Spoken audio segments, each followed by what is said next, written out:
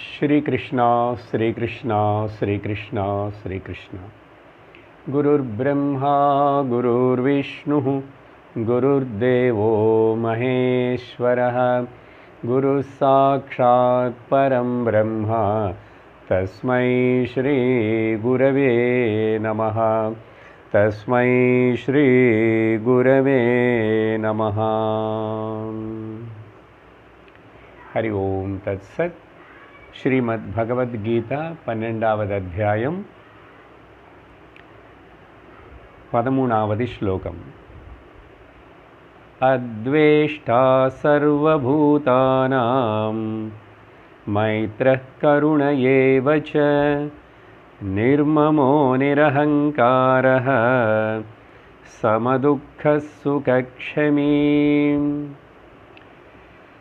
இந்த 12வது அத்தியாயத்திலோ 12வது ஸ்லோகம் வரைக்கும் பக்தியுடைய ஸ்வரூபத்தினே ரொம்ப தெளிவாக விவரமாக விவரித்ததுக்கு அப்புறம் பகவான் இப்படிப்பட்ட பரபக்தன நிர்குண பரபிரம்மனுடைய ஞானம் யாருக்கு ஏற்பட்டதோ, பரபக்தன் ஆயிட்டானோ, அவனுக்கு எப்படிப்பட்ட லட்சணங்கள் இருக்கும் அப்படின்னு சொல்லும்போது, கடந்த வாரம் பார்த்த இந்த 13வது ஸ்லோகத்தில் இருந்து ஆரம்பித்து இப்போ 19வது ஸ்லோகம் வரைக்கும் ஒரு 33 கேரக்டரிஸ்டிக்ஸ்னு விவரிக்கிறார். இதில் சில விஷயங்கள் இதுக்கு முன்னாடி கூட வேறு அத்தியாயங்களுக்குள்ள அங்கங்கே சூச்சிக்கப்பட்டது. ஆனால் இங்கே ஒரே இடத்துல ஒரு பெரிய லிஸ்ட்டு. இது சாதகர்களாக இருக்கிறவங்களுக்கு இதெல்லாமே கூட இண்டிகேட்டர்ஸ் ஆகிருக்கும். நம்ம இதில் என்னென்ன நமக்குள்ளே இருக்குன்னு சொன்னால் நமக்கு ஞானம் ஏற்பட்டதா இல்லையா அப்படின்னு சொல்லிட்டு நம்ம எடை போட்டுக்கலாம். அடுத்தவங்களில் பார்த்து இதெல்லாம் இருக்கான்னு கவனிக்கிறதுக்கு இல்லை. அது வேறு. முக்கியமாக பக்தி யோகமும் பக்தனை பற்றி சொல்கிறதுனால பக்தனுக்கு இப்படிப்பட்ட லட்சணங்கள் இருக்கணும். பக்தன் வேறு ஞானி வேறு இல்லை, இதையும் நல்லா புரிஞ்சுக்கணும். அப்படி சொல்லும்போது 13வது ஸ்லோகத்தில் கடந்த வாரம் பார்த்தது ஒரு 7 முக்கியமான விஷயங்கள்னு பார்த்தோம். அது ஜஸ்ட் ஞாபகப்படுத்துகிறோம். யார் அத்வேஷ்டா சர்வபூதானாம், முதல் குணம், எந்த ஜீவன் மேலேயும் ஜீவராசி மேலேயும் துவேஷம் இல்லாமல் இருக்கிற ஒரு மனப்பான்மை. ரெண்டாவது மைத்ரஹ, மித்ர மைத்ர.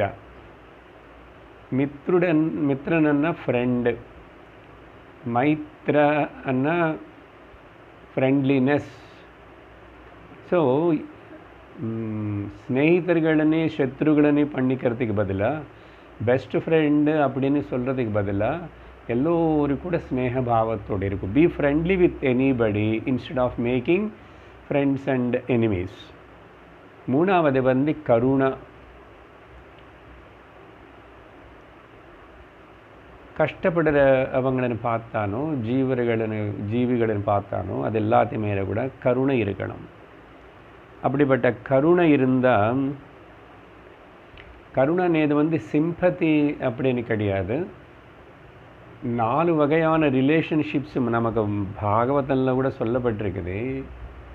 என்னன்னா, எப்படி நம்ம சுற்றி இருக்கிற மனிதர்களுக்கு கூட இருக்கணும்னா, நமக்கு மேலே பெரியவங்களாக இருக்கிற மேலே கௌரவ பாவத்தோடு பிஹேவ் பண்ணணும். நம்ம கூட சமமாக இருக்கிற அவங்களுக்கு கூட ஸ்னேகபாவத்தோட ஃப்ரெண்ட்லியாக இருக்கணும். நமக்கு கீழே ஸ்தாயில் இருக்கிறவங்க வயசில் ஆவது வேறு ஏதாவது பணம் விஷயம், வித்யா எஜுகேஷன் விஷயம்ல கம்மியாக இருந்து அவங்கள அவங்கள மேலே அவங்கள அவங்கள நம்ம மன்னிக்கிற குணம் சக்தி இருக்கணும். மன்னிக்கிற குணம் சக்தி இருக்கணும். ஸோ அதனால் அவங்களனே பிகாஸ் அவங்களுக்கு அப்போ சின்னவங்கள வயசுலன்னு சொன்னால் கூட அவங்கள வந்து we must able to forgive and allow them to grow. நாலாவது வந்து ரொம்ப நமக்கு ஒத்து வராத மாதிரி ரொம்ப நமக்கு கெடுதல் செய்கிற மாதிரி இருக்கிற சில பேர் இருந்தால் அவங்களை கூட வந்து தூரமாயிரும். B indifferent. ஸோ இந்த விதமாக 4 வகையாக நம்ம சுற்றி இருக்கிறவங்களுக்கு கூட பிஹேவ் பண்ணுற அந்த விஷயம் வந்து கருணான்னு சொல்லப்படுறது. இல்லை பொதுவாக கருணைன்னா ஹெல்பிங் நேச்சர், சகாயம் செய்கிற சக்தி, புத்தி அதெல்லாம் இருக்கணும் கருணா. அதே மாதிரி இப்படிப்பட்ட ஒரு கருணை இருக்கணும், மைத்திரி இருக்கணும், அத்வேஷ்டா சர்வபூதமாக இருக்கணும்னா நம்ம வந்து நம்முடைய பரிதி ஸ்மால் வெல், சின்ன கிணறுல இருக்கிற சின்ன தவளை மாதிரி இருக்காமல் என்னோடதுன்னு சொல்லிக்கிட்டே அந்த ஸ்மால் சர்க்கிளில் இருக்கக்கூடாது. அதுக்கு பேர் மமகாரம். அந்த மமகாரத்திலிருந்து யார் ஃப்ரீயாகிடணும்? நிர்மமஹா. who is get out of the small limited circle of his mind. நான் என்னோடது. அது ஏன் வருதுன்னு சொன்னால் அகங்காரத்தினால வருது. அதனால் அகங்காரா நிர்மமஹா. அந்த மமகாரம் ஜாஸ்தி இருக்கிற அகங்காரமும் ஸ்ட்ராங் ஆகிடுது. அகங்காரம் ஸ்ட்ராங்காக இருக்கிறதுனால மமகாரமும் ஸ்ட்ராங் ஆகிடுது. இது ரெண்டும் ஒன்றுக்கு மேலே ஒன்று டிபெண்ட் ஆகியிருக்கிற விஷயங்கள். ஆறாவது வந்து சுகதுக்கங்களுடைய சமமாக இருக்கிறது. சமஹா துக்க சுக ரெண்டுத்தையும். அப்படின்னா அந்த பெய்ர்ஸ் ஆஃப் காம்ப்ளிமெண்ட்ரிஸ்ன்னு சொல்கிறோம் இல்லையா, துவந்தங்களுன்னு சமமாக ஏற்றுக்கக்கூடிய ஒரு சக்தி. அப்புறம் க்ஷமி. இங்கே க்ஷமான்னா இந்த துக்க சுகங்கள்னு சமமாக பார்க்குற சக்திக்கு பேர் தான் க்ஷமா. இங்கே வந்து க்ஷமிக்கிற குணம் அப்படின்னு இல்லை, க்ஷமிக்கிற குணம் அப்படின்னு கூட எடுத்துக்கலாம். இங்கே க்ஷமான்னு சொன்னால் டாலரன்ஸு, தாங்கிக்கக்கூடிய சக்தி, அப்படி இருக்கிறதுக்கு பேர் க்ஷமா. இல்லைன்னா திதிக்ஷான்னு சம்ஸ்கிருதத்தில் சொல்லுவோம். திதிக்ஷா அதுதான் விவேக சூடாமணிலோ இந்த திதிக்ஷக்கு சங்கராச்சாரியர் ஒரு அழகான விவரம் கொடுக்குறார். என்னன்னா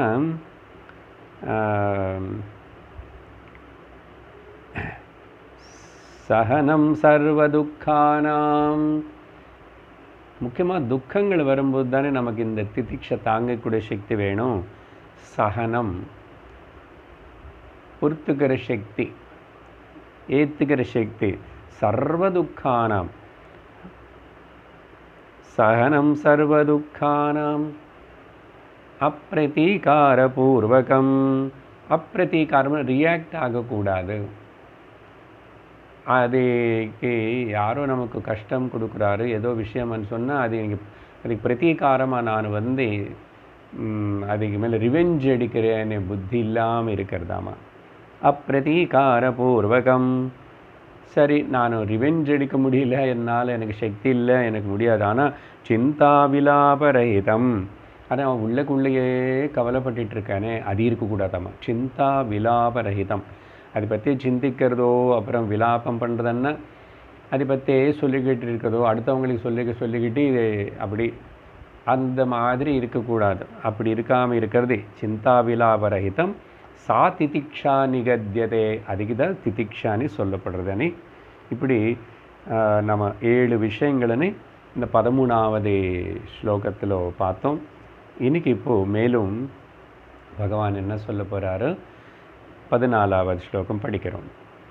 சந்துஷ்ட சததம் யோகி யதாத்மா த்ருட நிச்சயः மய்யர்ப்பித மனோ புத்திः யோ மத்பக்தः சமே பிரியः. சந்துஷ்டः அடுத்த குவாலிட்டி. நீங்கள் ஒரு நம்பர் போட்டுக்கிட்டே வந்தால் என்னுடைய கணக்கில் இப்போ 8வது இது சந்துஷ்டக.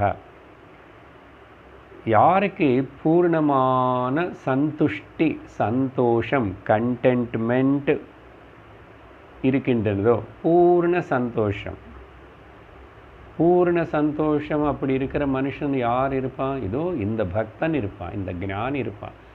எதனால்? இவனுக்கு நிறைய பணம் இருக்கிறதுனால இல்லை, இல்லை நிறைய வசதி இருக்கிறதுனாலயா? அப்படி இல்லை. இல்லை சும்மா ஒரு நல்ல ஆரோக்கியமாக இருக்கிறதுனாலயா? அப்படி இல்லை. எதனால காரணம் அது இல்லை. எது எப்படி இருந்தால் கூட இந்த சந்துஷ்டம் இவனுக்கு எப்படி வந்துச்சுன்னா சம்யக் துஷ்டா சந்துஷ்டா. நிஜமான சந்தோஷம், பூர்ணத்துவம், பூர்ண சந்தோஷம் எப்படி வரும்னா, நானும் பூர்ண வஸ்துவான ஆத்மானே தெரிஞ்சுக்கிட்டேன் இவனை. அதுதான் என்னுடைய சந்தோஷத்துக்கு காரணம். பொதுவாக சந்தோஷம், சந்துஷ்டா சொல்லும்போது கண்டென்ட்மெண்ட்டுன்னு சொல்கிறோம். போதும், அலம்னு சொல்கிறது இருக்கிறது போதுமனு. அப்படின்னு சொன்னால் என்னால் முயற்சி பண்ண முடியாதா? அப்படி இல்லை, இப்படி இல்லை, அதுவும் கிடையாது. இப்படி கண்டென்ட்மெண்ட்டாகவே சந்தோஷமாக இருந்தால் சுவாமி எப்படி இது கண்டென்ட்டாக இருக்கிற பீப்புள் ஒர்க் பண்ணுவான், ஹார்ட் ஒர்க் பண்ணுவான், வாழ்க்கையில் முன்னேறணும்னு விரும்புவான். அப்படின்னா அப்போ எல்லாரும் போதும் போதும்னு சொல்லிட்டு ரொம்ப லேசி ஆகிடுவாங்க இல்லையா? அவனால் சமுதாயத்துக்கு பிரயோஜனம் இருக்குமா? Whether he can do the contribute to the society, இப்படியெல்லாம் சந்தேகம் வரும். வாஸ்தவமாக சொன்னால் யார் இந்த சந்துஷ்டியோட கண்டென்ட்மெண்ட்டோடு இருக்கானோ, ஞானத்தினால் வந்த சந்துஷ்டி கண்டென்ட்மெண்ட்டு அது வேறே. பக்தனாக இருக்கிறான் இவனும். இந்த கண்டென்ட் பர்சன்னா இந்த ஞானி ஆர் இந்த பக்தன் இவனை கண்ட்ரிபியூட் பண்ணுற அளவுக்கு சமுதாயத்துக்கோ குடும்பத்துக்கோ சாதாரண மனுஷனும் அவ்வளவு கண்ட்ரிபியூட் பண்ண முடியாது, கொடுக்க முடியாது. அதனால் நம்ம அப்படிப்பட்ட தப்பான யோசனை செய்யக்கூடாது.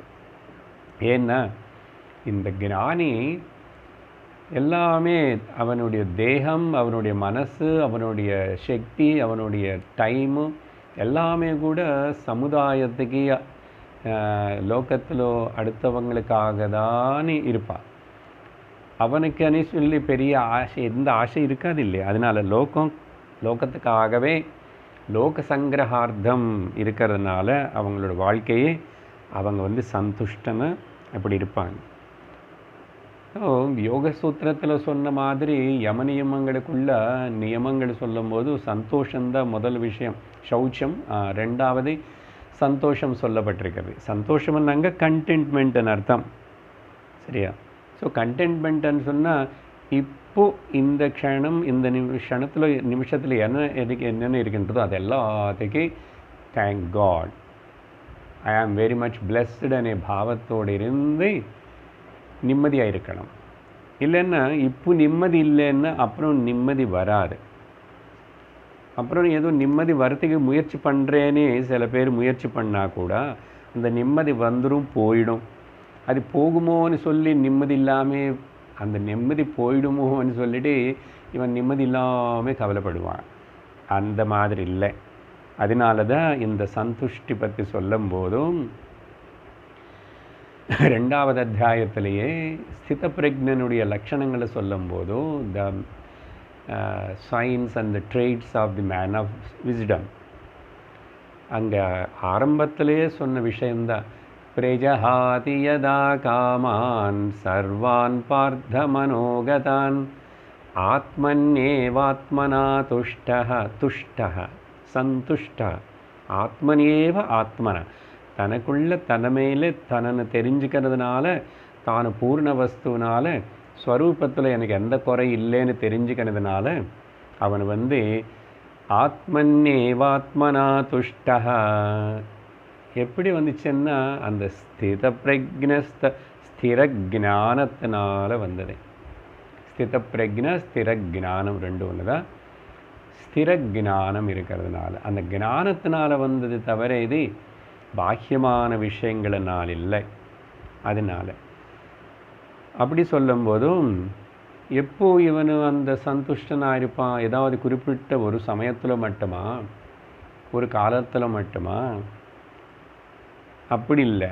In spite of, not because of something, but in spite of everything இவன் அப்படி இருப்பான். அதனால சததம் அనే வார்த்தை உபயோகப்படுத்தப்பட்டது. சந்துஷ்ட சததம். சததம்னா ஆல்வேஸ், ஆல்வேஸ், எப்பவுமே. அதனால் in spite of everything, in spite of whatever situation, not because of something, அவன் அப்படி இருப்பான். அதனால் பகவான் கீதையிலே மறுபடியும் இன்னொரு இடத்துல சொன்ன விஷயம் சொல்கிறேன். சக்த கர்மண்ய வித்வாம்சः யதா குர்வந்தி பாரத. ஆசக்தித்தோடு இருக்கிறவனு லோகத்தில் கர்மயோகம் பற்றி சொல்லும்போது பகவான் அவித்வாம்சः, அக்ஞானி, லோகம் மேலே ரொம்ப ஆசக்தனாக இருக்கிறவனு லோக விஷயம்ல எப்படி கர்மன் அவனு செய்கிறானோ, யதா குர்வந்தி ஏ பாரதா, எப்படி பண்ணுறானோ அதே மாதிரி தான் இந்த ஞானி கூட அசக்தः, அங்கே சக்தः. குர்யாத் வித்வாம்ஸ் ததா சக்தः ததா அசக்தः. ஆசக்தி இல்லாமல் இருக்கிற இந்த ஞானி பக்தனு கூட குரியாத், யார் இவனு? வித்வாம்சா. இங்கே எது நம்ம ஞானி, எது பக்தன் பரபக்தன்னு சொல்கிறோமோ அதே அங்கே வித்வாம்ஸ் அనే வார்த்தை உபயோகப்படுத்தப்பட்டது. எதுக்கு பண்ணுறான்? சிகீர்ஷுர்லோக சங்கிரகம். அவன் இனிமே எனக்கு அணி சாதிக்கிறதுக்கு ஒன்றும் கிடையாது, உட்டி போகிறதுக்கு என்னன்னு எதுவுமே, நோ கெயின் நோ லாஸ்ன்னு இருக்கிறதுனால லோகத்தில் இன்னும் பல பேருக்கு இந்த சரீரமும் இந்த உபயோகப்படுத்துன்னா ஞானமும் அது உபயோகப்பட்டுட்டோன்னு சொல்லிட்டு லோகத்துடைய நல்லதுக்காக அவனும் அந்த மாதிரி ஆக்டிவாக இருப்பான்னு செய்வானாமா. ஸோ சததம் அந்த வார்த்தை கூட ரொம்ப முக்கியம். சந்துஷ்டா சததம், அது ரெண்டும் ஒன்றாவே எடுத்துக்கிறோம். அடுத்தது யோகி. யோகி யோகின்னு சொன்ன உடனே நம்ம மைண்டில் தெரிஞ்சோ தெரியாமல் கூட உடனே ஒரு டிஃப்ரெண்ட் பிக்சர் வரும். சில பேருக்கு யோகின்னு உடனே மரத்துக்கு கீழே பெரிய தாடி வளர்த்துக்கிட்டு ஒரு கோமன மட்டம் கட்டிக்கிட்டு அப்படி பத்மாசனத்தில் உட்கார்ந்தார் யோகி. சில பேருக்கு உடனே யோகா அண்ணா உடனே அந்த ஆசனம் பண்ணுறது, தலைகீழ சிரிஷாசனம் பண்ணுறானா, யோகா ஆசனம் பண்ணுறது, இதெல்லாம் ஞாபகம் வரும். ஆனால் இங்கே யோகி அப்படின்னா யோகம் தெரிஞ்சவன், யோகத்துடைய பரம லட்சத்தினை அடைஞ்சவன், அப்படி பேர்னா அவன் யோகி. நம்ம இந்த அத்வைத பரம அர்த்தத்தினை எடுத்துக்கிறோம் இங்கே. ஏன்னா பகவத்கீதையில் பல இடத்துல இந்த வார்த்தை யோகா யோகி வார்த்தை உபயோகப்படுத்தப்பட்டதுனால யோகா அண்ணா இங்கே ஞானம். யாரு ஞானத்தினை, என்ன ஞானம்? நிர்குண பரபிரம்ம ஞானத்தினை அடைஞ்சிருக்கானோ அவனு யோகி. அப்படின்னா ஸோ யோகம்னா என்ன? யோகா இஸ் ஈக்குவல் டு ஞானம், ஞானம் இஸ் ஈக்குவல் டு மோக்ஷம். அப்படி எடுத்துக்கணும். எப்படி சுவாமி அப்படியே நீங்கள் சொல்லுவீங்க யோகம்னா ஞானம்னு சொல்லிட்டு? ஏன்னா யோகத்துடைய பதத்துடைய அர்த்தத்தினை நம்ம கரெக்டாக சம்ஸ்கிருதபரமாக அதே ரூட்டு பிரித்து எடுத்து பார்த்தா யோகா மீன்ஸ் யுஞ்ச் தாத்துலேருந்து வந்தது. ஓகே, ஜீவாத்ம பரமாத்மனா யுஜ்யதே அனேன இது யோகா. ஜீவாத்ம பரமாத்ம ஐக்கிய ஞானம்தான். ஜீவாத்மா అనేది వేరే கிடையாது, பரமாத்மா అనేది వేరే கிடையாது. ஓகே, ஸோ ஜீவாத்மா பரமாத்மனா யுஜ்யதே. இந்த ஜீவாத்மா అనేది பரமாத்மா ஒன்னனே அந்த கலைஞ்சு போயிடுத்து தெரிஞ்சுக்கிறானோ அனேன இது யோகா அப்படின்னா. அப்போது அது ஞானம் தானே? உனக்கே சந்தேகம் வருது. அப்போ யோகான்னா ஞானம் கொடுக்கணும். ஆனால் பொதுவாக யோகா అనేది இந்த பதஞ்சலி யோகா அதெல்லாம் எடுக்கும்போதும் அது மனோ புத்தி லெவல்லையே வேலை பண்ணுற மாதிரி நிறைய பேர் சரீர லெவலில் மட்டும்தான் இருப்பாங்க. அதனால் அதெல்லாமே அஷ்டாங்க யோகம் அழகாக நமக்கு ஒரு ப்ரிப்பரேஷன் மார்க்கமாக சொல்லப்பட்டது இந்த ஞானம் பரபக்தி அடையிறதுக்கு. ஓகே, அதனால் ஞானத்தினால மட்டும்தான் இந்த ஜீவனுக்கு ஈஸ்வரனுக்கு இருக்கிற டிஸ்டன்ஸ் ரிமூவ் பண்ண முடியும்.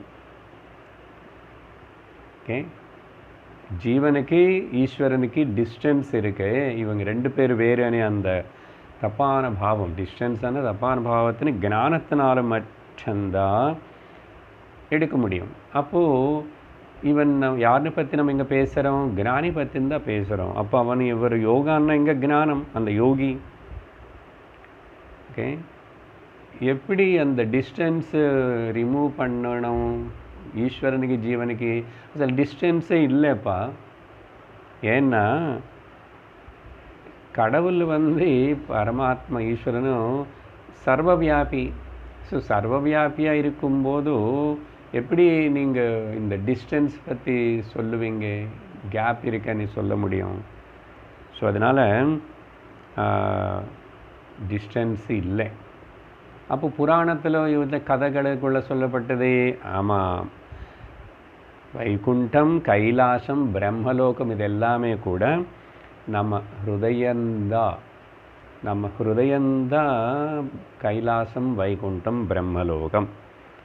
அதனால் இவన్నీ கூட கதைகளில் சொல்லப்பட்டது எல்லாமே கூட சிம்பாலிக்.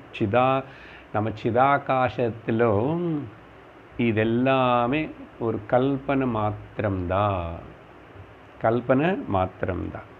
அதனால் வைகுண்டம், கைலாசம் అనేది எல்லாமே நம்முடைய ஹிருதயந்தான்.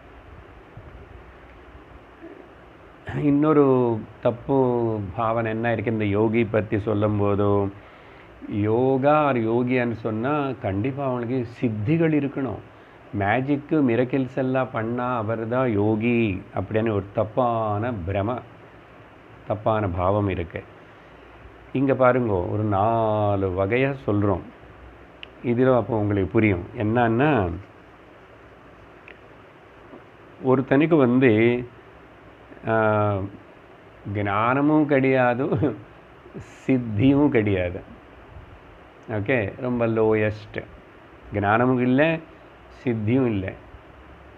இன்னொருத்தரும் அடுத்த படியில் ஒன்று இருக்கிறவன் யாருன்னா, சித்திகள் எல்லாம் இருக்கின்றன, ஆனால் ஞானம் இல்லை. சித்தி இருக்கிறவங்களுக்கு எல்லாருக்கும் ஞானம் இருக்கணும்னு அவசியம் இல்லை. ஆனால் ஞானம் இருக்கிறவங்களுக்கு சித்திகள் இருக்கலாம்.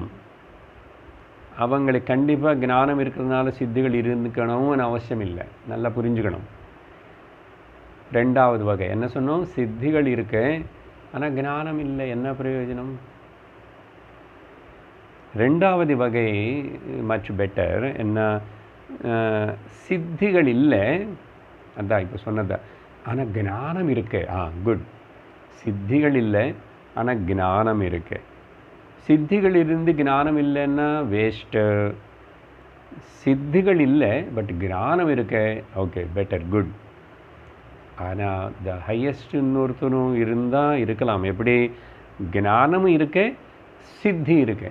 இப்போ இதில் இந்த 4th சொன்ன இந்தவனும் ஞானம். ஸோ இவனு இந்த 3-4 கேட்டகரி யாருன்னு சொன்னமோ இவங்களை இவங்க தான் ஜீவன் முக்தர்கள். ஏன்னா ஞானம் இருக்கின்றது இல்லை, ஞானம் இருக்கின்றது. சித்தி இருந்தால் இல்லைன்னு போட்டி. சித்திகள் ஏதாவது வந்ததுன்னு வச்சுக்கோ, அது போனஸ் மாதிரி. ஆனால் சித்திகளுக்கு ஞானத்துக்கு சம்பந்தம் இல்லை. அது புரிஞ்சுக்கணும். அதுக்கு தான் இந்த விவரிக்கிறது.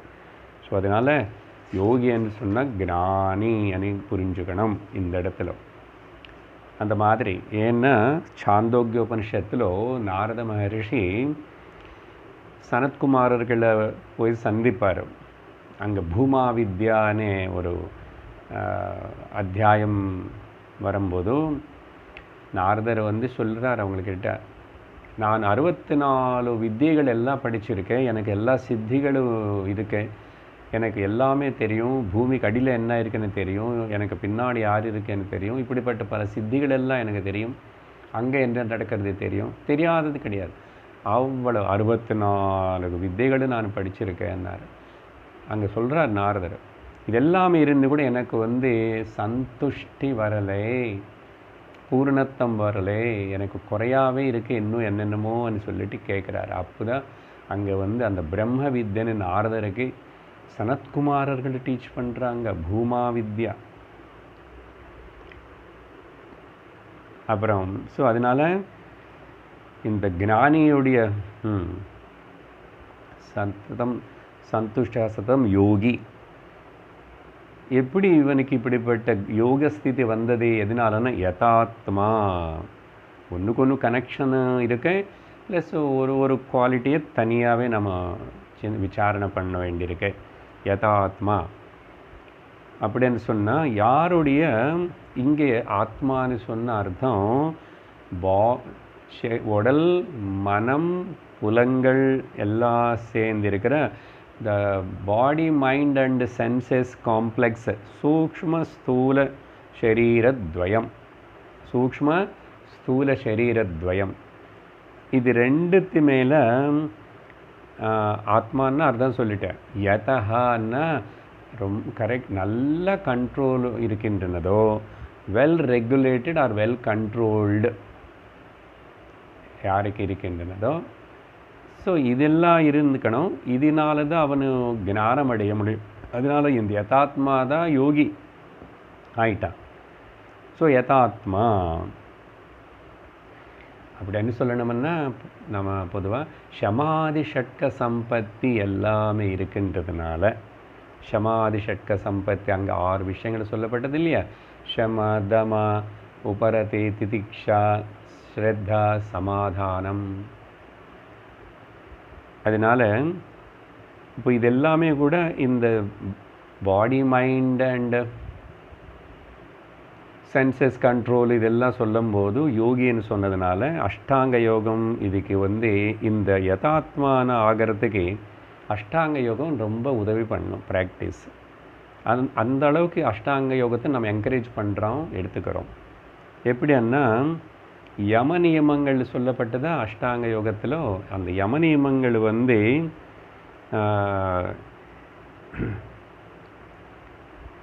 மனிதனுடைய கேரக்டர், அவனுடைய சுபாவத்தினை இன்டிகிரேட் பண்ணுறதுக்கு நல்ல வழியில் வைக்கிறதுக்கு யம நியமங்கள் வந்து அதுக்கு உதவி செய்யும்.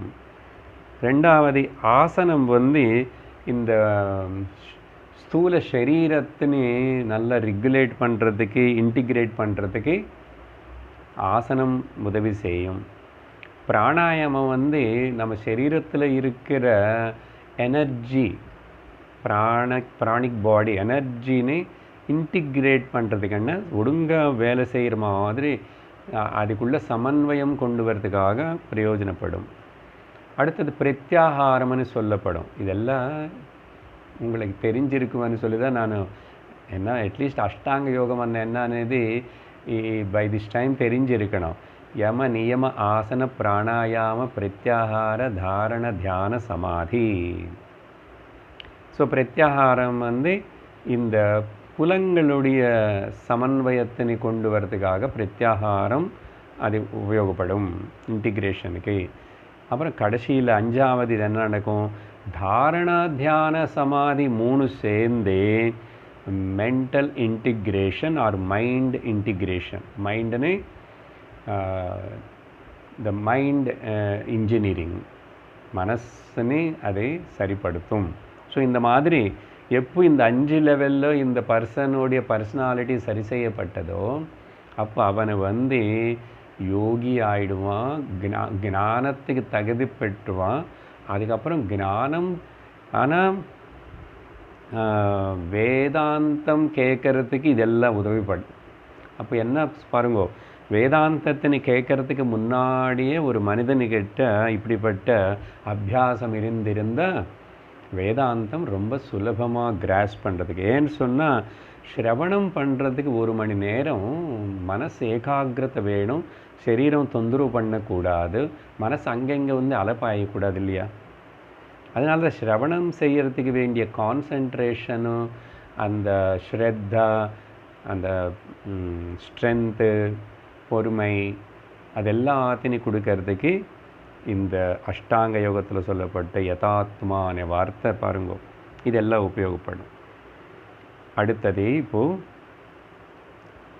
11வது குவாலிஃபிகேஷன் திருட நிச்சய. திருட நிச்சயன்னா திருட అని சொன்னால் திரும்பி ஸ்திரன்னு அர்த்தம். ஸ்திர. நிச்சயன்னா பிரக்ஞான்னு அர்த்தம். ஸோ எது ஸ்தித பிரக்ஞா ஸ்திர பிரக்ஞமோ அதே இங்கே திருட நிச்சய. ஸ்திர பிரக்ஞா ஏவ திருட நிச்சய.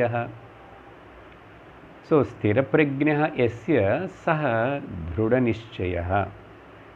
திருடமன்னா ரொம்ப பலமாக, உறுதியாக, சந்தேகம் இல்லாமல், பர்ஃபெக்ட்லி. எப்படி இந்த திருட நிச்சயம் வரும்? ஞானம் நிறைய காலம், ரொம்ப நாள் ஒரு சரியான விதத்தில் சிஸ்டமேட்டிக்காக இந்த வேதாந்த சாஸ்திர ஸ்ரவணத்தினே பண்ணால் ஓகே, அதனால் இந்த திருட நிச்சயம் வரும். அதனால தான் பிகினிங் இயர்ஸில் முதல் சிரவணம் செய்கிற பல வருடங்கள் வந்து எந்த கேள்விகளும் கேட்கக்கூடாது. முதல்ல நம்ம காது வச்சு கேட்கணும், கேள்விகள் கேட்கக்கூடாது. அந்த பெனிஃபிட் ஆஃப் டவுட்டு வந்து சாஸ்திரத்துக்கு குருவுக்கு கொடுத்துடணும், வெயிட் பண்ணணும். நம்ம கேட்டுகிட்டே இருந்த கிரமமாக நம்ம கேட்குற கேள்விகள் எல்லாம் தானாக எல்லாத்துக்கும் பதில் கிடைக்கும். ஏன்னா ஒரு லெவலில் இருக்கும்போது பல கேள்விகள் வரும். கேள்விகள் வரக்கூடாது, வர்றது தப்புன்னு சொல்லலை. அதுக்கப்புறம்தான் சில வருடங்கள் மினிமம் பேசிக் ஃபவுண்டேஷன் மாதிரி 5 வருஷமாவது ஒரு ரவுண்டு வேதாந்த ஸ்ரவணத்தை சிஸ்டமேட்டிக்காக பண்ணணும். அது முக்கியம். சிஸ்டமேட்டிக்காக பண்ண அதுக்கப்புறம் மனனம் செய்கிறதுனால மேக்சிமம் நம்முடைய பெரும்பாலும் நம்ம சந்தேகங்கள் எல்லாமே நீக்கப்படும். இந்த சந்தேகங்கள் இல்லாத அந்த சந்தேக ரहित அந்த ஞானத்துக்கு பேர் தான் திருட நிச்சய. இப்போ இந்த விஷயத்தினால என்ன தெரிவிக்கிறார் கிருஷ்ணர் பாருங்க, புரிஞ்சுக்கணும். அதனால பக்தனனி சொல்லிக்கிறவனுக்கு கண்டிப்பாக வேதாந்த சிரவணம் செஞ்சுதான் ஆகணும். இதுதான் முக்கியமான பாயிண்ட் இந்த ஸ்லோகத்தில். பக்தனை நினைக்கிறவனும் பக்தி செய்கிறேன்னு சொல்லிக்கிறவனும் பக்தனா பரபக்தன் ஆகவன்னு நினைக்கிறவனும் கண்டிப்பாக வேதாந்த ஞானம் இருந்திருக்கணும் அப்படின்னு கிருஷ்ணர் இந்த இடத்துல கிளாரிஃபை பண்ணுறாரு. It declares clearly. ஏன் அப்படி இல்லைன்னா என்ன ஆகும்? எதனால் அப்படின்னா இல்லைன்னு வச்சுக்கோங்க, இந்த பக்தனுக்கு பகவானுக்கு நடுவில் இருக்கிற அந்த தூரம், இந்த டிஸ்டன்ஸு இருந்துகிட்டே இருக்கும். அதனால தான் ஞானம் இல்லாத பக்தி பூர்ண பக்தி ஆக முடியாது. ஏன்னா பகவான் வேறு நான் வேறேன்னு சொல்லிகிட்டே இருக்கிறவனும் நிஜமான பக்தன் இல்லை. பாருங்க, யார் சொன்னார்? பகவானே சொன்னார், சாஸ்திரமே சொல்கிறதே. நான் சொல்லலை, என்ன சொந்தமாக. சரியா? பகவானுன்னு வேறா வச்சுக்கிட்டு நான் பக்தனாகவே இருப்பேன், இது சொல்கிறதுக்கு நல்லதாக இருக்கும். அதை சொல்லி இருக்கிற நிறைய கூட்டங்கள் இருக்குது. ஆனால் அதெல்லாம் தாண்டி வர விஷயந்தான் நம்ம இங்கே கிருஷ்ணர் சொன்னது பகவத்கீதையில் பேசுகிறோம். ஆனால் அவங்களும் இந்த பகவத்கீதை வச்சுட்டு கூட பேசுவாங்க. ஆனால் அவங்களுக்கு சாதகமாக பேசுவாங்க. அது எப்படி பேசுவாங்க? என்ன பேசுவாங்கன்னா, நானும் எறும்பாவே இருந்து கலக்கண்ட ருச்சின்னு வந்து ஸ்வீட்னஸ்ன்னு வந்து நான் கொஞ்சம் கொஞ்சம் கொஞ்சம் பருகி ஆஸ்வாதிக்கிறேன் என்றான். ஆனால் அத்வைத உபனிஷத்து ஞானம் என்ன சொல்கிறது? நீ அப்படி தனியாக இருந்து சாப்பிட்டுக்கிட்டே இருக்க வேண்டியது அவசியம் இல்லை. நீயே கலக்கண்ட ஸ்வரூபந்தான், நீயே ஆனந்த பிரம்மஸ்வரூபந்தானே தெரிஞ்சுக்கிட்ட நீ இப்படி எறும்பாவே இருந்து நான் ருச்சிச்சுட்டு இருப்பேன், நான் அந்த கலக்கண்ட கூட ஒன்றாக மாட்டேன்னு சொல்கிறாங்களே, அந்த மாதிரி இருக்கக்கூடாது. அதனால் இந்த கேப் இல்லைன்னா இருந்துகிட்டே இருக்கும். திருட நிச்சய. அதுக்கு அடுத்ததாக 12வது குவாலிஃபிகேஷன் என்ன சொல்கிறாருன்னா, மை அர்ப்பித மனஹா புத்தி. நல்லா இங்கே கவனிச்சுக்கணும். மை அர்ப்பித மனஹா புத்தி சாதாரண அர்த்தம், யாருடைய மனம் புத்தி ரெண்டு எனக்கு சமர்ப்பிக்கப்பட்டதோ, அதுக்கு தான் சரணாகத்தைன்னு சொன்னாலும் பிரபத்தின்னு சொன்னாலும் அப்புறம் ஈஸ்வர பிரணிதானம்னு சொன்னாலும் மை அர்ப்பித மனோபுத்தி. ஆனால் இது ஞான திருஷ்டியில் புரிஞ்சுக்கணும். சில பேருக்கு என்ன ஒரு டவுட்ன்னா, இந்த பராபக்தி நிர்குண பக்தி அதெல்லாம் வந்து அப்படி ஆயிடுச்சுன்னா அதுக்கு கீழே இருக்கிற லோயர் பக்தி வந்து இல்லாமல் போயிடுமா? ஹையர் பக்தி வில் டிஸ்ட்ராய் த லோயர் பக்தி. நிர்குண நிராகார பக்தி பண்ணால் அப்போ சகுண சாகார பக்தி மேலே ருச்சியே வராதா, இஷ்டமே இருக்காதா? அது என்ன அது இல்லாமல் போயிடுமா அப்படின்னு சொல்லிட்டு ஒரு தப்பான லோயர் பக்தன் என்ன ஏக ரூப விஸ்வரூப பக்தி இல்லாமல் போயிடுமா? அப்படி ஆகவே ஆகாது. ஏன்னா எப்போ நிர்குண நிராகார பக்தி பராபக்தின்னு சொல்கிறோமோ அதில் வந்து ஏகரூப விஸ்வரூப பக்தி ஆர் இன்க்ளூடட். அதனால தான் அத்வைத ஞானி இந்த பக்த இவன் ஆஸ்வாதிச்சு ஆனந்தப்பட்ட அளவுக்கு சாதாரண துவைத பக்தர்கள் விசிஷ்டாத்வைத பக்தர்கள் வந்து ஆஸ்வாதிக்க முடியாது. அதுதான் ஒரு ஸ்பெஷாலிட்டி. அத்வைத ஞானி துவைத பக்தனுக்கு மேலே அந்த துவைத பக்தினி இவர் ரொம்பவே ஆனந்திப்பார். அதனால் இவருக்கு ஒரு பிரச்சனை இல்லை. துவைதம்லையே இருக்கிறவங்களுக்கு அத்வைதம் பற்றி சொன்னால் பிரச்சனையாக இருக்கு, விசிஷ்டாத்வைதிகளுக்கு துவைதம் பற்றி சொன்னால் பிரச்சனையாக இருக்கு. ஆனால் அத்வைத பக்தி ஞானத்துக்கு வந்தவனுக்கு துவைத பக்தியோ விசிஷ்டாத்வைத பக்தியோ ப்ராப்ளமே கிடையாது. ஈவன் இஸ் வெரி, இதுக்கு உதாரணம் சொல்கிற பாருங்கோ. இப்போது பகவான் சங்கராச்சாரியர் வந்து அத்வைத ஞானனிஷ்டர், அத்வைத சித்தாந்த விஷயங்கள் எல்லாமே உபனிஷத்து பிரம்மசூத்திரங்கள் எல்லாத்தையும் பிரதிபாதித்து ஏதினவர் சொன்னவர். இப்படிப்பட்ட இவர் வந்து எத்தனையோ ஸ்தோத்திரங்கள் எழுதியிருக்காரோ, போய் பார்க்காத கோவில் கிடையாது. அது ஊர் தீர்த்த க்ஷேத்திரம் அத்தனை இடத்துல போன அங்கங்கங்க சம்ஸ்கிருதத்தில் ரொம்ப அழகாக அத்வைத பாவனத்தோடு சேர்த்து அவர் எழுதுவார்.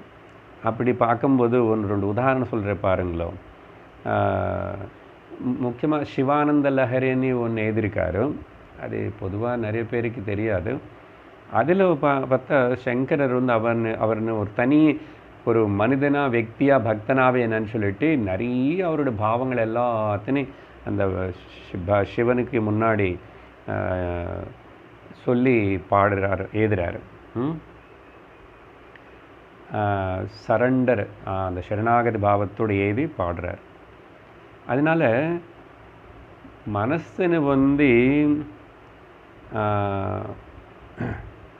இங்கே மை அர்ப்பித்த மனஹா முதல்ல மனசுன்னு வந்து யார் அந்த பகவானன்னா ஆத்மாவில் லீனம் பண்ணுறாங்களோ ஆத்மாவுடைய பாதங்கள் இல்லை பகவானுடைய பாதங்கள் சொல்லிக்கலாம், தப்புன்னு கிடையாது.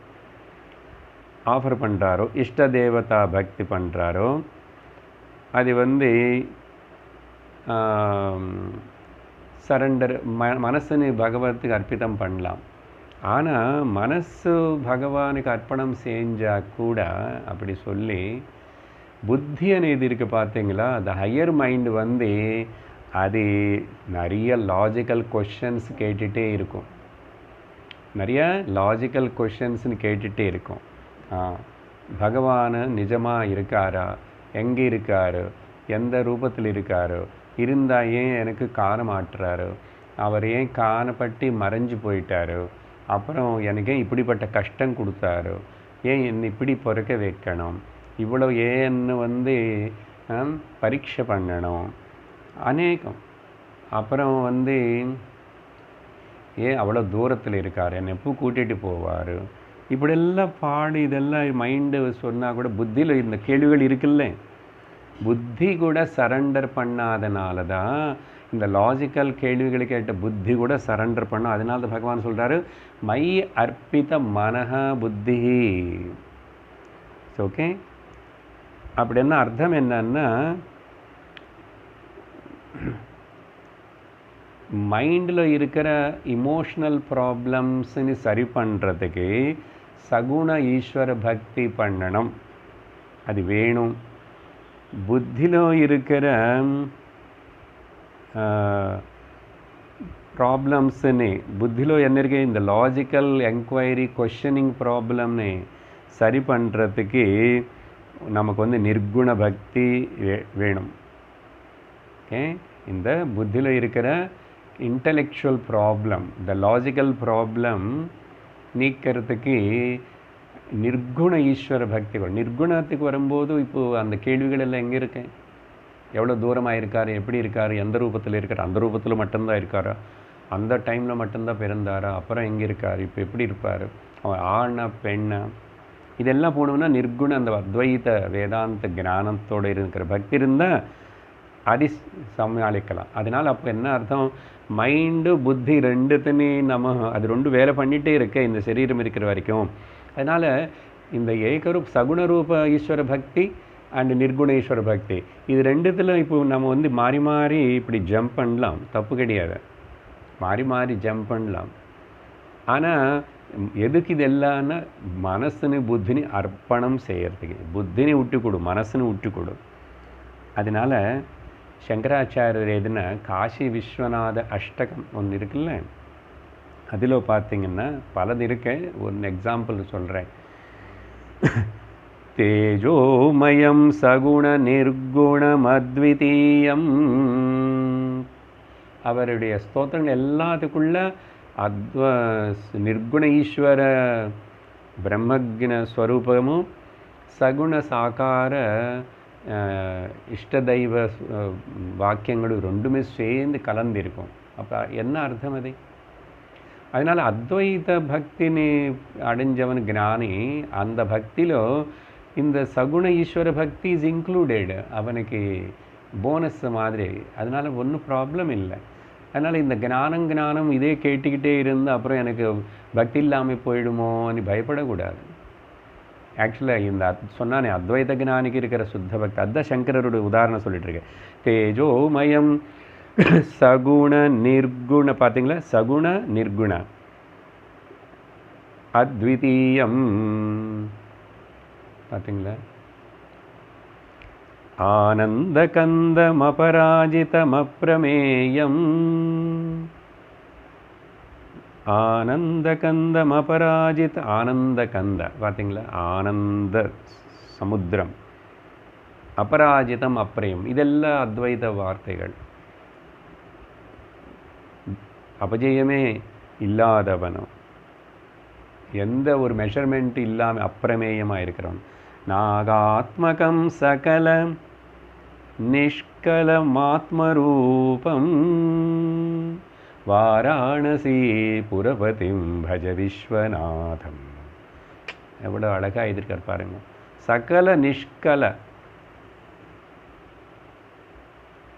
எந்த கலைகளும் இல்லாமல் இருக்கிற, ஆனால் நாகாத்மகம். நாகாத்மகம் என்ன, நீ வந்து இன்னும் கலை, சந்திரகலை, நாகக்கலை, இத்தனை என்னென்னமோ வச்சுக்கிட்டு டெக்கரேஷன் பண்ணி உட்கார்ந்த மாதிரி இருக்கு. ஆனால் சகல நிஷ்கலமான எந்த கலைகள் இல்லாத இருக்கிற ஆத்மரூபம் நீ அப்படின்னார். அப்படி சொல்லி பகவான் இதோட இங்கே என்ன சொன்னோம், 12 குவாலிட்டி சொன்னதுக்கப்புறம் சஹபக்தா மே பிரியா, அந்த பக்தன் வந்து எனக்கு ரொம்ப பிடிச்சவன். ஓகே, எனக்கு ரொம்ப டியரஸ்ட்னா பிடிச்சவன்னு சொல்லணும், பிரியஹான்னா. ஆனால் இது வந்து டியரஸ்ட்டுக்கு பதிலாக நியரஸ்ட்னு சொல்லணும். ஓகே, ஏன்னா நியரஸ்ட்டு கூட கிடையாது, ஆக்சுவலி டியரஸ்ட்டு கிடையாது, நியரஸ்ட்டு கிடையாது. ஏன்னா அது ரெண்டு சொன்னால் இன்னும் குறையாவே இருக்கும். எப்படி அப்போது? ஏன் பகவான் என்ன சொன்னார்? 7வது அத்தியாயத்தில் பகவான் சொன்ன ஞானி து ஆத்மைவ, ஞானி து ஆத்மைவ மே மதம். ஞானி நானும் ஒன்று தான்னார். அங்கே எப்போ கேப் இருக்கு? அப்போ அந்த ஞானி து ஆத்மைவ மே மதமனே அங்கே டிக்ளேர் பண்ண அந்த ஸ்டேட், அந்த விஷயத்தினே அப்படிப்பட்ட அந்த பக்தி ரெண்டு இல்லை ஒன்றா ஆச்சு. அதோடைய விளக்கம்தான் இந்த 12வது அத்தியாயம் பக்தி யோகம். புரியுறதா? அப்படி சொல்லி ஸோ அதனால தான் அங்கங்கங்கே சூச்சிச்சுட்டே இருந்தார். அப்போவே ஞானி 4 வகையானவங்களும் என்ன கெட்ட வருவாங்க. ஆர்த்தோ ஜிக்ஞாசுரர்த்தாத்ரி ஞானி ச பரதர்ஷபம். அதில் தான் தேஷாம் து ஞானி நித்தியயுக்தா. அந்த ஞானிதான் ஞானி து ஆத்மைவ மே மதம். அந்த ஞானிதான் சிறந்தவன் சொல்லிட்டார். அங்கே பத்தான் சொல்கிறோம். இங்கே அடுத்தது 15வது ஸ்லோகம் படிக்கிறோம்.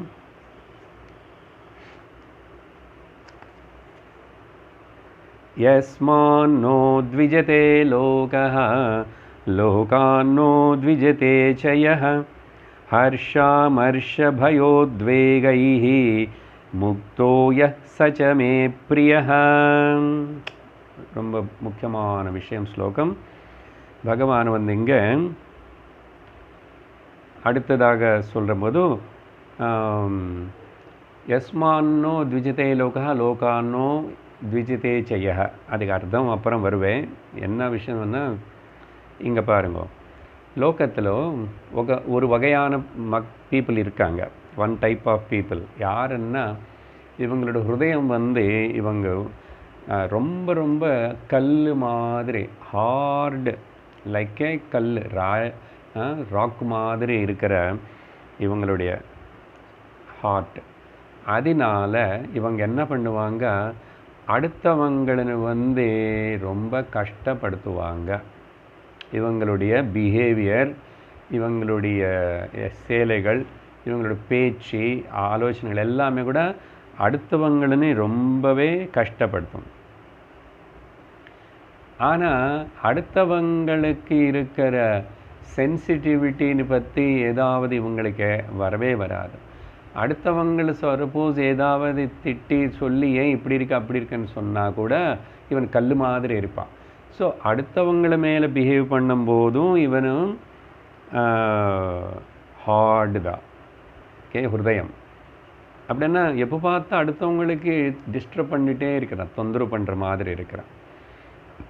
அடுத்தவங்களை வந்து இவனை டிஸ்டர்ப் பண்ண முடியுமா, ஏதாவது பண்ணுவானான்னா டிஸ்டர்பன் இல்லை, இவனும் ஹார்டாகவே இருப்பான்.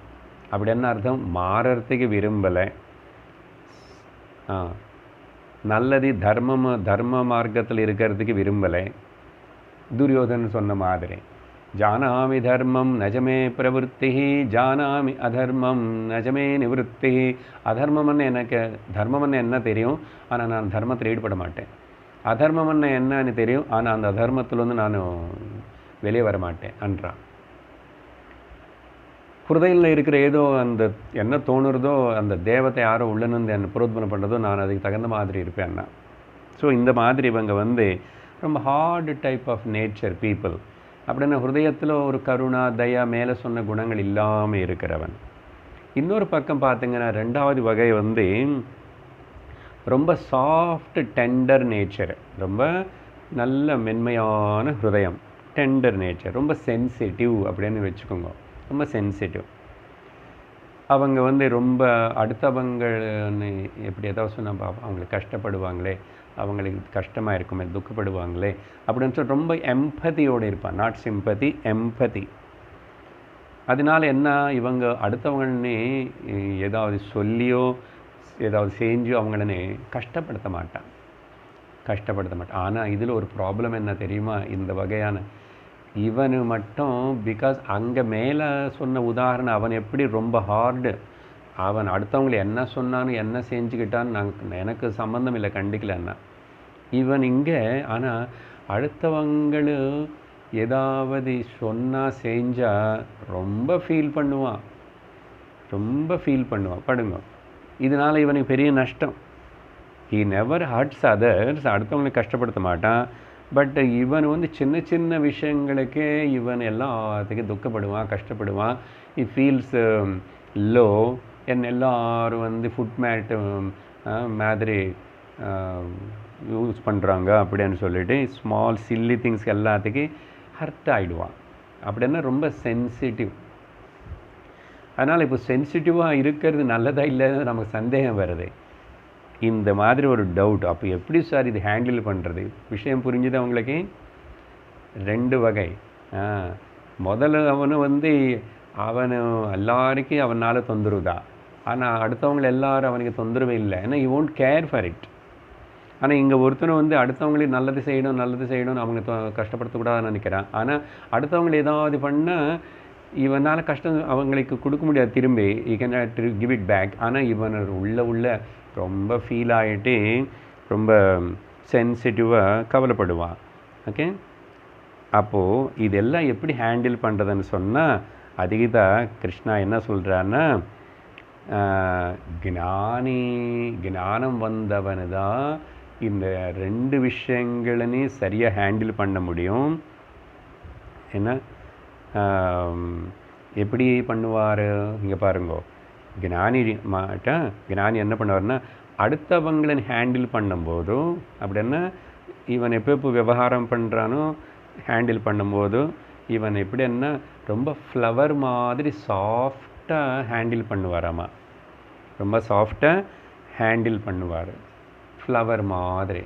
அடுத்தவங்களுக்கு என்னுடைய சேலைகள்னாலேயோ என்னோடய பேச்சினாலேயோ என்னுடைய எண்ணங்கள்னாலேயோ எந்த விதமான ஒரு தொந்தரவு ஏற்படக்கூடாதுன்னு ரொம்ப சாஃப்ட் நேச்சரோடு இருப்பான். அப்படின்னா கர்த்தாவாக இருக்கும்போது ரொம்ப சாஃப்டாக இருப்பான், ஃப்ளவர் மாதிரி. ஆனால் அவன் ஹேண்டில் பண்ணிக்கும்போது சுற்றி இருக்கிற உலகத்தினால் வர பல விஷயங்கள் எல்லாம் வரும்போதும் இவனை வந்து அசையாமே லைக் எ ராக் மாதிரி இருப்பான். நம்ம ஹார்டாக பார்த்தீங்களா?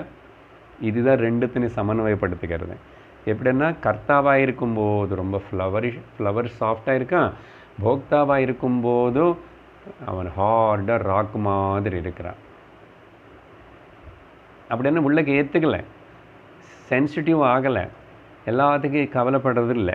அப்படி இருக்கிற இந்த ஞானி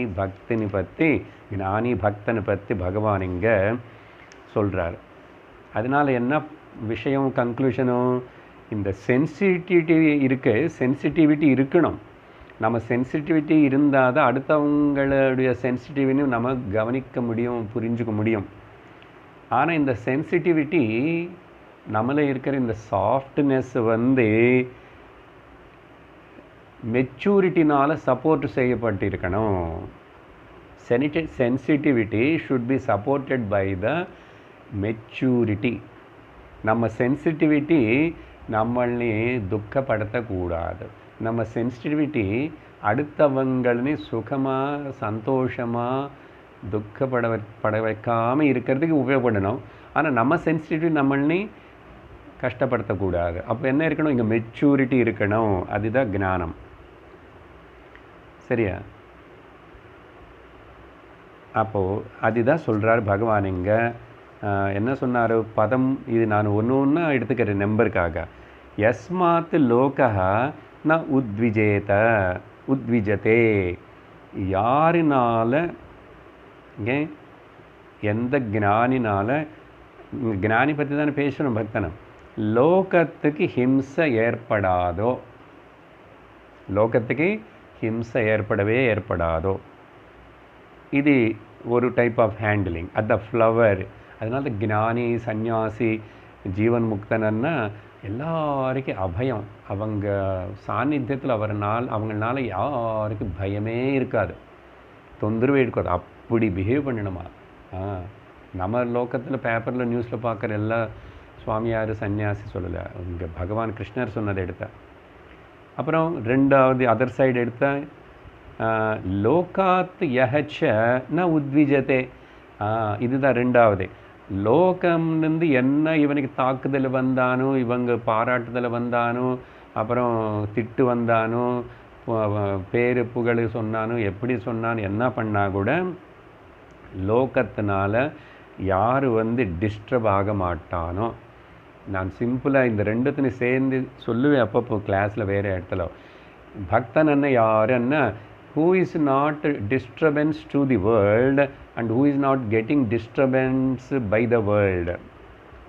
Not disturbed the world and who is not getting disturbed by the world. அவந்தா பக்தன். புரிஞ்சுதா இப்போ? யஸ்மான் நோ த்விஜதே லோகஹ லோகான் நோ த்விஜதே சயஹ அப்படின்னு சொல்லி, அப்படி என்ன அர்த்தம்? என்ன ஞானி இந்த பக்தனை நான் ஏன் அடிக்கடிக்கு பக்தனு ஞானி ரெண்டு வார்த்தை உபயோகப்படுத்திட்டே இருந்தேன்னா மறந்து போகக்கூடாது. ஞானிக்கு இந்த பராபக்தனுக்கு டிஃபரன்ஸ் இல்லை. ஆனால் பக்தி யோகம்னு சாப்டர் பேர் படிக்கிறதுனால நம்ம எல்லாரும் சும்மா லோகத்தில் நினச்சிக்கிறோம் பக்தி பக்தி, நான் பக்தனும், நான் பக்தி பண்ணுறேன்னு. என்ன பக்தி பண்ணுறேன்? இந்த குணங்கள் இருந்தால் தான் பக்தி. அதனால தான் பகவான் ஞானின்னு சொன்னால் யார் free from the guilt and hurt, from the hurt and guilt, அது ரெண்டுமே அவனுக்கு இல்லை. அப்புறம் சரி அது இல்லைன்னா சென்ஸ் ஆஃப் ஆரோகன்ஸ் இருக்குமான்னா அது கூட இல்லை.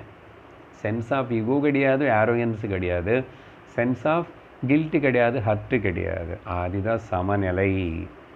அப்படி இருக்கிறதுனால அடுத்த குவாலிட்டி 15, நான் கணக்கு படி 15. ஹர்ஷா மர்ஷ பய உத்வேகைஹி முக்தா. இவனாமா இந்த பக்தன் ஞானனும் முக்தகான்னு சொன்னால் பொதுவாக முக்தி வந்துச்சு, முக்தி என்றோம். ஏதோ அது இறந்து போனதுக்கப்புறமா முக்தன்னா எப்படி இருக்கும் சார், அவன் முக்தன் ஆகிட்டான்னா என்னன்னா, இதோ பகவான் சொல்கிறார், இந்த நாளுத்துலேருந்து யார் விடுவிக்கப்படுறானோ அவன்தான் முக்தகா. பார்த்தீங்களா? அவன்தான் பக்தகா. பக்தக ஏவ முக்தகா, முக்தக ஏவ பக்தகா. எதுலேருந்து 4 விஷயம் சொல்கிறாரு பாருங்கோ. 4 என்னது? இந்த 4லேருந்து ஃப்ரீ ஆயினா ஓகே. ஒன்று ஹர்ஷான்னா ரொம்ப ஓவர் எக்ஸைட்மெண்ட்டு, ரொம்ப ஓவர் ஆனந்தம், பாக்கியமான சில விஷயங்கள் நடக்கிறதுனால சில பேருக்கு பாருங்கோ, இந்த கிரிக்கெட் விளையாடணும் இல்லைன்னா டென்னிஸ் விளையாடணும், ஜெயிச்சான்னு வச்சுக்கோங்கோ, எவ்வளோ எக்ஸைட்மெண்ட்டு வரும். அந்த கையில் இருக்கிற பேட்டு தூக்கி போடுவான், அதுக்கு முத்தம் கொடுப்பான், அப்புறம் கீழே தரைக்கு முத்தம் கொடுப்பான், முடியெல்லாம் பிரிச்சுக்குவான், கண்ணில் ஜலங்கூட வரும், ரோமாஞ்சனமாகும். இப்படிப்பட்ட பாக்கியமான சில சிம்டம்ஸ் எல்லாம் வரும் ஆனந்தத்தினால. அதனால் ரொம்ப ஆனந்தம், ஓவர் எக்ஸைட்மெண்ட் ஆனந்தம் கூட டேஞ்சர். சில வாட்டி ஹார்ட் அட்டாக் கூட வருமா, அப்படி நடந்த விஷயங்கள் கூட இருக்குது. அதனால் ஹர்ஷா எதுக்குமே அவ்வளோ ஓன்னு சொல்லிட்டு ரொம்ப ஓவர் எக்ஸைட்மெண்ட் ஆக மாட்டான். அப்படின்னா மனசு சித்தம் சமநிலையில் இருக்கு. ஸோ வாட்னு. அதனால் ஹர்ஷா. அதில் முக்தகா. முக்தகானது நம்ம ஒரு பதத்துக்கு சேர்த்துக்கணும். ஹர்ஷாத்து முக்தகா. அப்புறம் அமர்ஷாத்து முக்தகா. அமர்ஷகான்னு என்ன? அமர்ஷகான்னா சகனம் இல்லாமல் இருக்கிறது, இன்டாலரேட்டாக இருக்கிறதுக்கு பேர் மர்ஷா. மர்ஷா అనేది இரிட்டபிளாக இருக்கிறது. சரியா? இல்லைன்னா ஏன் இதெல்லாம் வருதுன்னா புரிஞ்சுக்கிறது, அசூய, பொறாமைப்படாமல் இருக்கிறது. இன்டாலரன்ஸ் எப்படி வரும்? பல வகையாக வரும்.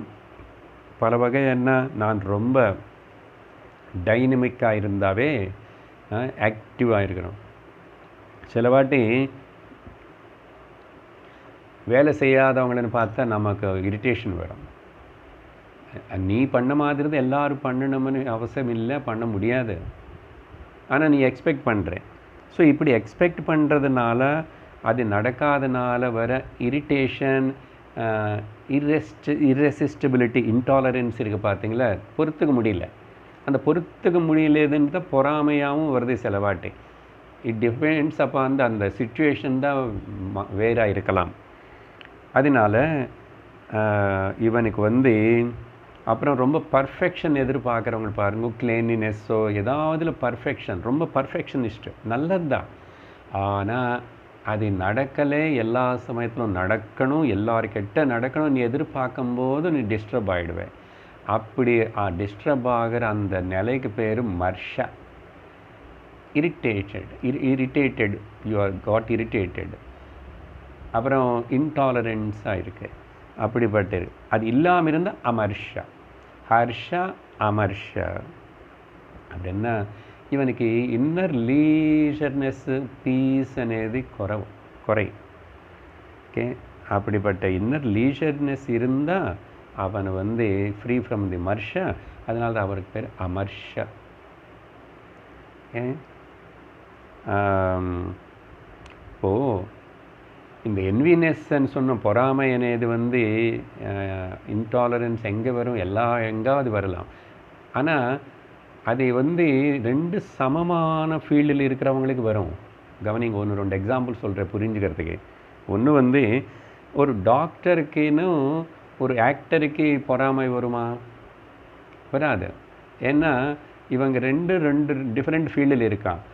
அதனால் அப்போது அந்த ஆக்டர் டாக்டர்னு பற்றி பாராட்டுவான், டாக்டர் ஆக்டர்னு பற்றி பாராட்டுவான். ஆனால் பொறாமை, இந்த இன்டாலரன்ஸ் எங்கே வருமானா 2 ஆக்டர்ஸுக்கு நடுவில், 2 டாக்டர்ஸுக்கு நடுவில் வரும். சமமான அந்த ஃபீல்டில் இருக்கும்போது தான் அப்படிப்பட்ட ஒரு டிஃபரன்ஸ் வருது. ஏதாவது ஃபீல்டு இப்படி எடுத்துக்கோங்க நீங்கள், அங்கே தான் வரும். அதனால் கம்பேரிசன் இல்லாதவங்களுக்கு வருதில்லை. கம்பேரிசன் எப்போ வருமுன்னா அதுதான், எங்கே நாம் அப்படி என்ன மாதிரி என்ன ஃபீல்டில் இவனை முன்னாடின்னு. அதனால் அவங்கள எப்ரிஷியேட் பண்ணுறது, பாராட்டுறது, நம்ம சம லெவலில் நம்ம மாதிரி நம்ம தொழில் இருக்கிறவங்கள பண்ணுறது ரொம்ப ரொம்ப கஷ்டம். அது உள்ள அது இல்லாமல் இருந்தால் அமர்ஷா. அடுத்தது ஹர்ஷா மர்ஷ பய. மூணாவது பயம்லேருந்து ஃப்ரீ, பயமுக்தா, பயாத்து முக்தா. சாரீரிகமாக நம்மளுக்கு இது ப்ரொடெக்ட் பண்ணிக்கிறதுக்கு சகஜமாகவே சில பயம் இருக்கும். திடீர்னு மேலேருந்து பல்லி விழுந்தால் ஒரு பயம் வருது, காக்ரோச் விழுந்தால் மேலே பயம் வருது, திடீர்னு பாம்பு பார்த்தா ஒரு பதற்றம் வருது. அந்த பயம் இருக்கும். சாரீரிக பயத்துன்னு யாருமே இல்லாமல் இருக்க முடியாது. அதனால் இன்னொன்று பயம் என்னென்னா, இந்த சரீரம் பற்றி நம்பி இதுக்கு வியாதி வரக்கூடாது, மரணம் ஏற்படக்கூடாதுன்னு இருக்கிற பயம் இருக்க பாருங்கோ, அதுதான் பெரிய பயம். அதனால தான் இதுக்கு எவ்வளோ காயக்கல்பம் சிகிச்சை எல்லாம் பண்ணணும்னு சொல்லிட்டு அதுக்கு புஸ்தகம் எழுதிட்டு அதுக்கு எல்லாம் சொல்லி கொடுத்தவங்களுக்கு கூட இதுக்கு எப்படி இதெல்லாம் பண்ண முடியாதுன்னு சொல்லிட்டு அவங்களே லோகம் விட்டுட்டு போயிட்டு ப்ரூவ் பண்ணிட்டாங்க. அவங்களே லோகம் விட்டு போயிட்டாங்களே, ஆனால் புஸ்தகம் எழுதிட்டாங்க காயக்கல்பம்னு. என்ன பிரயோஜனம்? அதுதான் ப்ரூஃப். இந்த சரீரத்துக்கு நீங்கள் இது நம்பி பயம் இல்லாமல் இருக்கிறதுனேது முடியாது. அப்போது நீ சரீரம் இல்லைன்னு தெரிஞ்சுக்கோ. அந்த ஞானம் வந்தால் தவிர இந்த சரீரத்தினால் வர இந்த பயம் போகவே போகாது. ரொம்ப அத்தியந்த சிறந்த ஒரு பயம் என்னென்னா மனிதனுக்கு மரண பயம். ஆனால் ஆச்சரியம் என்னன்னா, மரணம் అనేది நமக்கு யாருக்கு அனுபவம் இல்லை. அனுபவம் இல்லாதது எப்படி நீ அதை பற்றி பயப்படுவே? ஏதாவது இது முன்னாடி காக்ரோச் ஒரு வாட்டி மேலே விழுந்தது, பல்லி விழுந்ததுன்னா அந்த அனுபவம் இருக்க, ஞாபகம் இருக்கிறதுனால பயப்படுறேன். இப்போ மரணம் అనేది உனக்கு பயம், நீ அனுபவம் இருக்கோ, அப்போ ஏன் பயப்படுறேன்னா எதிரில் இருக்கிறவனு சரீரம் விட்டுட்டு போகிறான், போனதுனால நான் அப்படி இல்லாமல் போயிடுவானோ, போயிட்டால் என்ன ஆகுமோனே பயம். நீ சரீரம் இல்லை, நீ எங்கேயுமே போகல, சரீரங்கள் வரும் போகும், ஆனால் நீ ஆத்மா, நீ எப்பவுமே இருக்க. அத்வைத சச்சிதானந்த ஸ்வரூபம் ஆத்மா நானன்னு தெரிஞ்சுக்கணும். இந்த ஞானம் வந்தது பாருங்க, அதுதான் பயத்தை நீக்கும் தவிர வேறு எந்த காரணத்தினாலையும் பயம் போகவே போகாது. இந்த பயம் பற்றி இன்னும் கூட கொஞ்சம் சொல்ல வேண்டியது இருக்கு. கடைசியில் உத்வேகைஹி அன்னார். இதெல்லாம் ஒன்றுக்கு ஒன்று கொஞ்சம் கனெக்ஷன் இருக்கு. இந்த மர்ஷமும் எக்ஸைட்மெண்ட் இதெல்லாம் இருந்தால் பயம் வரும். இன்னும் வேறே பல காரணங்களால் பயம் வருது. அதெல்லாம் அடுத்த வகுப்பில் நம்ம விசாரிப்போம். ஓம் பூர்ணமத பூர்ணமிதம் பூர்ணாத் பூர்ணமுதச்யதே பூர்ணஸ்ய பூர்ணமாதாய பூர்ணமேவாவசிஷ்யதே. ஓம் சாந்தி சாந்தி சாந்தி. ஹரிः ஓம் ஸ்ரீ குருभ्यो நமः. ஹரிः ஓம். ஹரி ஓம் தத்சத்.